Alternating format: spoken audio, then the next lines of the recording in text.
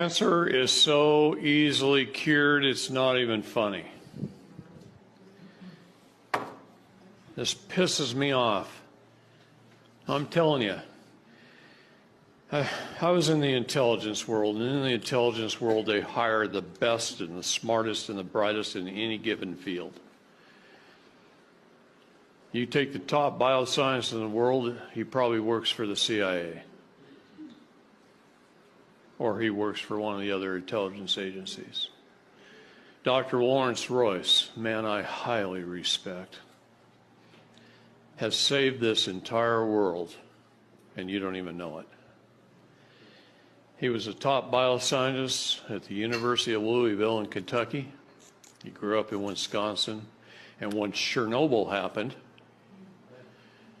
the CIA came to him and said, "Hey, we need you. You're the best there is." And they signed a contract with him to go run all the doctors and scientists in Russia for 10 years and handle all the problems of Chernobyl. And the things he learned over there, he came back here and he bought a college campus and started a company that builds some of the best probiotics in the world. Because Chernobyl had a mushroom cloud about 50 miles wide and 150 miles long. And in that cloud was several villages, right? Several what? Villages of people, small towns. And there was an area, almost in the middle of it, that they named that looks like a sad face. I don't know how I did that, but he's a little sad. Should have been happy because they called that the blue area because nobody was getting sick. Now, one thing radiation poisoning does is it reduces your immune system and you can die from the common cold. Anything you get, could die from because you have no immune system. The radiation destroys it. So you had people all over here dying. But nobody there was even getting sick. I just can't. So they weren't even getting sick. So they set up a laboratory in the middle school. Now, schools all over the world are built the same. 4 concrete brick walls, a hallway, and a glass wall leading to outside. Aren't they all like that? So they set their laboratory up in there, and they started running the villagers in and taking blood, and checking them out, and checking their health out, and testing it. And they had this whole laboratory of microscopes and all kinds of things, whatever they wanted. All they had to say is, "Hey, send me 2 microscopes." The government sent them 10, right? Whatever they wanted.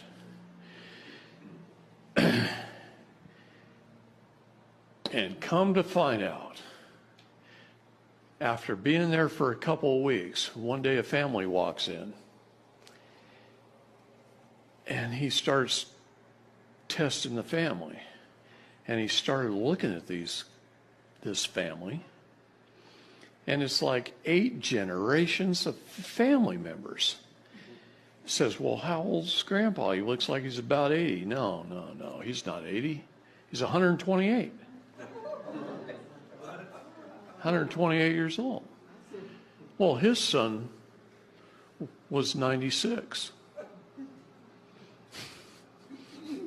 And his son was 70. And his son was in his 50s. And his son, you see what I mean? Whole generations. Family. And they're all healthy, and they all look younger than they are. They all look younger than they are. And then he's staring out the windows every day, working, looking out these glass windows. And way over there at the tree line, he sees some huge silos. And he's going, "Man, I didn't see that many fields around here. Those silos would hold a ton of grain.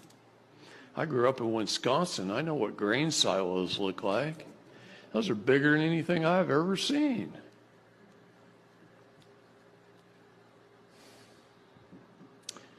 Come to find out, those villages was a Russian military chemical weapons biological manufacturing facility. And the Russian government doctors had discovered probiotics that would build their immune system to the point where these people were handling anthrax and other things that would kill everybody, and they weren't even getting sick. They had immune systems that were off the charts. Their bodies were young, they were healthy, and they weren't even getting sick. And these probiotics they were taking handfuls of them a day. And they were making these people incredibly healthy. So healthy that the radiation poisoning didn't even reduce their immune systems. And he brought that knowledge back with a whole team of Russian and Ukrainian scientists, and he set up a company here just to build these probiotics. Probiotics are very important, but there's one problem. Most of us have been eating crap. And we eat crap, and mucus builds up in our intestines, and probiotics don't work.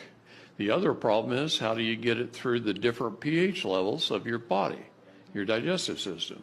Stomach's very acidic, right? You got to get it past the stomach. That's why yogurt, even though it's good for you, very little of the probiotics get past the stomach because they're not encapsulated. They have to be in a specific type of capsule that doesn't dissolve in the stomach. It dissolves a little bit later. Okay? That's one of the keys they learned. That's why that particular company's probiotics are different than most companies' probiotics.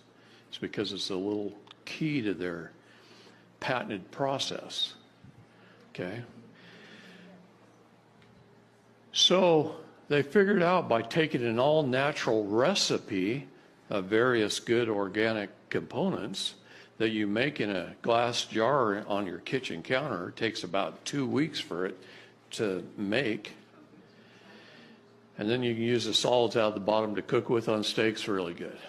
But you drink an ounce or two a day, and that cleans the mucus out. You add the right probiotics, you use Lactobacillus salivarius in your mouth, and you won't ever even have to brush your teeth. Because the Lactobacillus salivarius doesn't kill all your probiotics like toothpaste does. Toothpaste is the most poisonous thing you can put in your mouth. A good doctor will tell you the most dangerous aisle in a supermarket is the toothpaste aisle. Yeah. You want to kill your brains? Fluoride. Boy, they used to give kids fluoride tablets to strengthen their teeth. Better their teeth rot out than take fluoride, because that kills your brain. I feel very fortunate that I grew up on farms with spring water. I've never had fluoridated water, and when I don't drink it when I go to cities, helps me think a little above most. Okay?